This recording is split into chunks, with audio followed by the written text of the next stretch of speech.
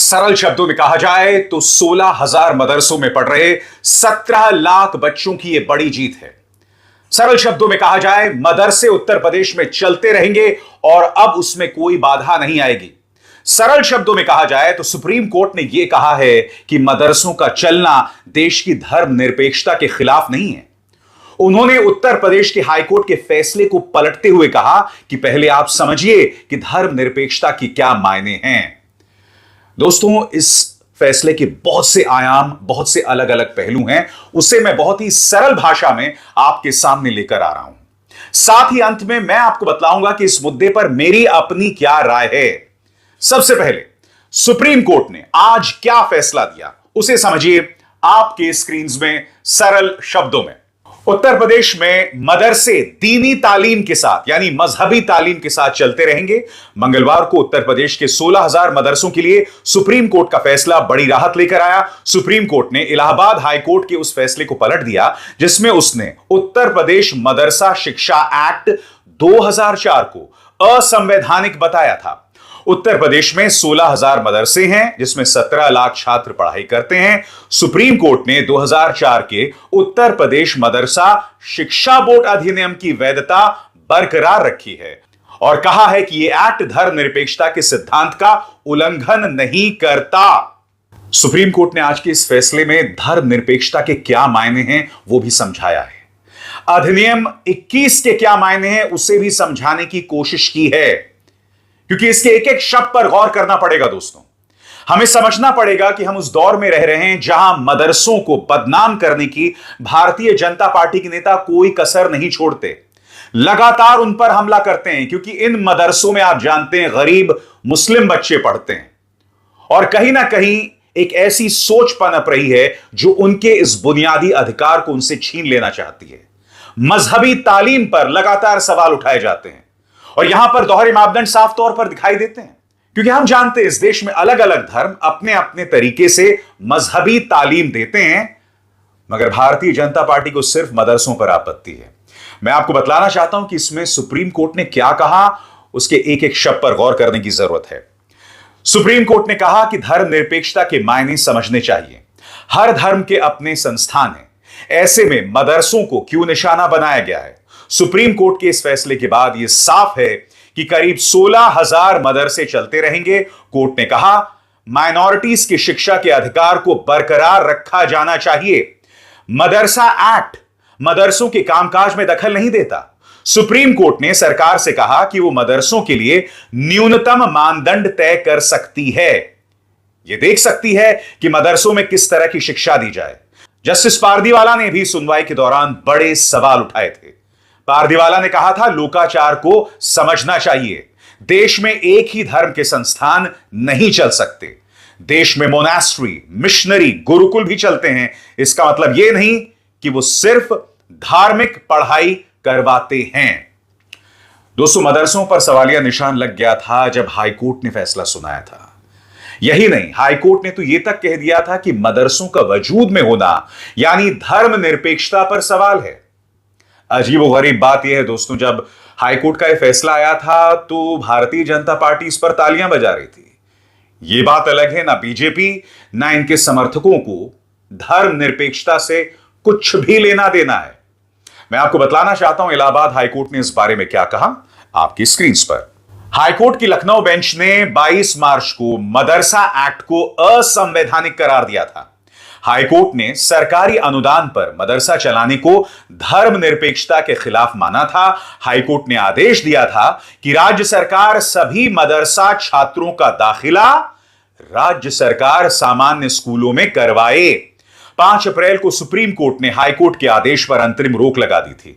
Chief justice DY Chandrachud, justice JB. Pardiwala और मनोज मिश्रा की bench ने बाद में विस्तार से मामले पर सुनवाई की और 22 अक्टूबर को फैसला सुरक्षित रख लिया।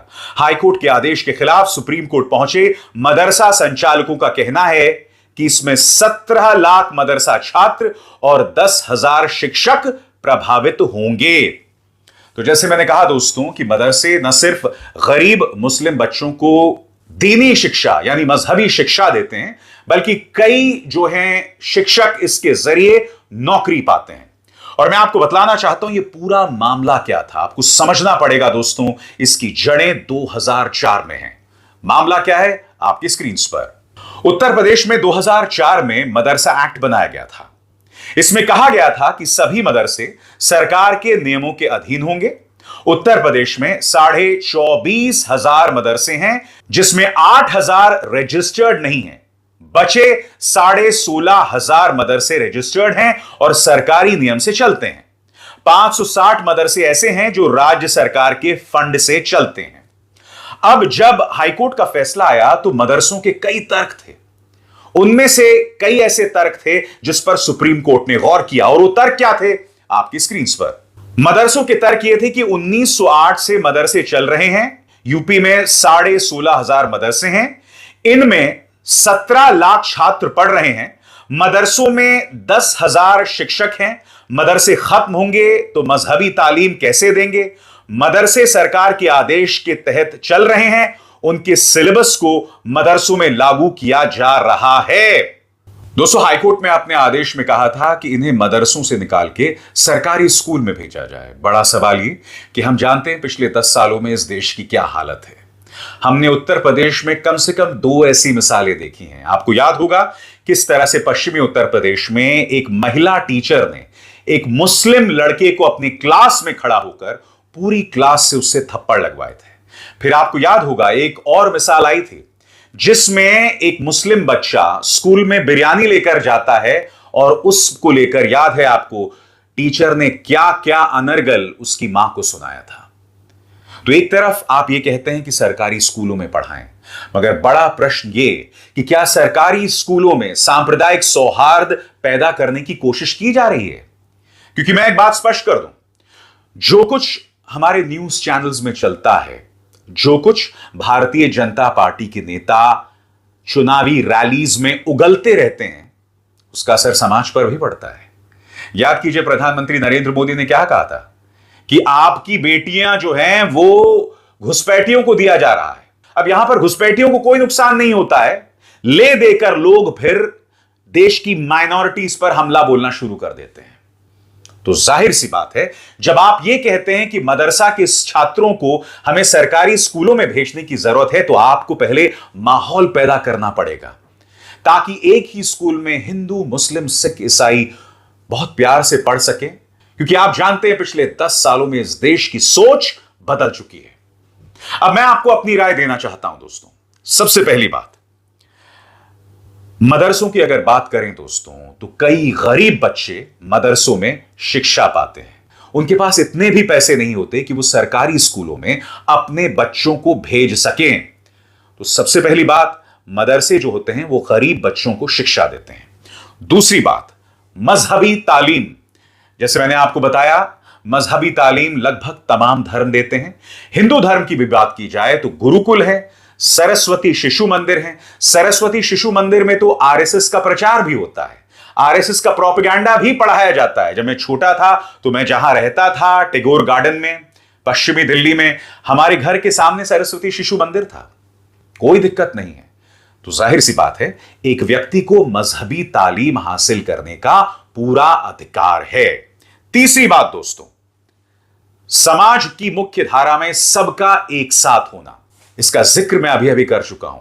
चूंकि गोदी मीडिया में एक जहर उगला जा रहा है, क्योंकि भारतीय जनता पार्टी के नेता अक्सर अपनी चुनावी रैलीज में जहर उगलते रहते हैं, तो स्कूलों के अंदर मुस्लिम बच्चों को, माइनॉरिटीज को अक्सर लोगों से काफी उल्टी सीधी बातें सुननी पड़ती हैं। और यह मत सोचिए ये सिर्फ मुफस्सिल इलाकों में या गांव में हो रहा है, नहीं, बड़े बड़े स्कूलों में भी ऐसा होता है। बड़े बड़े जो स्कूल्स हैं, पब्लिक स्कूल्स हैं, कॉन्वेंट स्कूल्स हैं, वहां पर भी पढ़ रहे माइनॉरिटीज के बच्चों को अक्सर उल्टा सीधा सुनना पड़ता है। इसलिए बहुत जरूरी है कि अलग अलग धर्मों के बच्चों में तालमेल हो, असिमिलेशन हो, वो एक मंच पर एक दोस्त की तरह आगे बढ़ सके। इसके अलावा आधुनिक शिक्षा, इसमें दो राय नहीं कि मदरसे जो हैं वो मजहबी शिक्षा देते हैं, दीनी तालीम देते हैं, मगर हमें सिर्फ वहीं तक सीमित नहीं रहना है। बहुत ही जरूरी हो जाता है कि मदरसों में आधुनिक शिक्षा भी मिले, मॉडर्न एजुकेशन भी मिले, साइंस, फिलॉसफी, मैथमेटिक्स, इन तमाम चीजों की वहां मौजूदगी हो, ताकि मदरसों में पढ़ने वाले बच्चे हाशिए पर ना चले जाएं और पीछे ना रह जाएं। इसलिए बहुत जरूरी हो जाता है मॉडर्न एजुकेशन, यानी आधुनिक शिक्षा। अब अंत में बात जो है वो बहुत जरूरी है दोस्तों, चूंकि मदरसों में दीनी तालीम दी जाती है और अक्सर यह होता है कि जिन जिन संस्थाओं में जोर मजहब पर होता है, तो अक्सर वहां पर जमीन कट्टरता की भी तैयार होती है।